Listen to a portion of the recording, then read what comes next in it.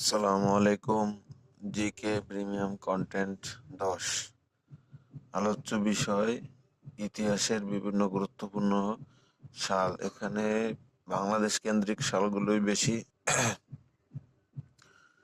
প্রথম যে লক্ষণ সেনকে পরাজিত করে বখতিয়ার খলজি বাংলা জয় করেন 1204 সালে। 1204 সালের মধ্যে এই বখতিয়ার খলজির মাধ্যমেই কিন্তু বাংলায় মুসলিম শাসন চালু হয়। পানিপথের প্রথম যুদ্ধ 1526। এগুলোর জন্য কোনো শর্টকাট ট্রিক্স নাই, এগুলো পরে পরে মনে রাখতে হবে।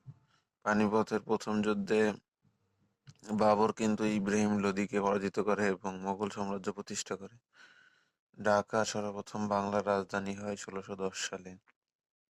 পলাশির যুদ্ধ 1757। এটা কিন্তু গুরুত্বপূর্ণ, 2025-26 সেশনে এটা কিন্তু মেডিকেল পরীক্ষা এসেছে। ভয়াবহ দুর্ভিক্ষ বা 76-এর মমন্তর 1770। উপমহাদেশে প্রথম কাগজের মুদ্রা। উপমহাদেশ বলতে বোঝায় যে ভারত উপমহাদেশ। এবং সিপাহী বিদ্রোহ দুইটাই 1857 সালের ঘটনা। অর্থাৎ উপমহাদেশে প্রথম কাগজের মুদ্রা চালু করা হয় 1857 সালে। সিপাহী বিদ্রোহ ঘটে 1857 সালে। বঙ্গভঙ্গ এবং ঢাকা প্রাদেশিক রাজধানী 1905। এগুলো কিন্তু গুরুত্বপূর্ণ। এই ভিডিওতে যেই কয়টা সাল আছে এই সবগুলোই গুরুত্বপূর্ণ।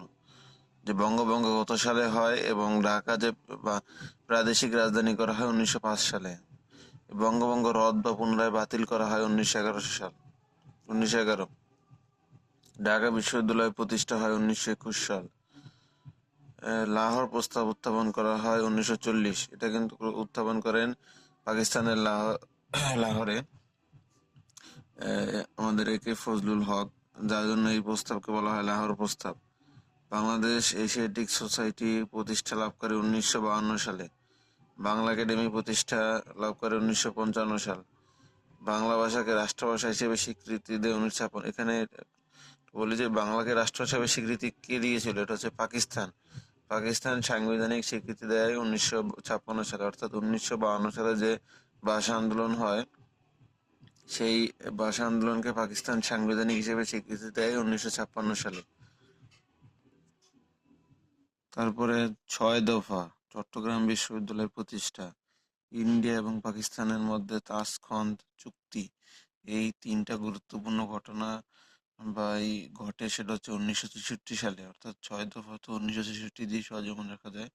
চট্টগ্রাম বিশ্ববিদ্যালয় প্রতিষ্ঠা লাভ করে 1963 সাল এবং ইন্ডিয়া পাকিস্তানের অভ্যন্তরে যে তাশখন্দ চুক্তি স্বাক্ষরিত হয় সেটা হচ্ছে 1963 সালে।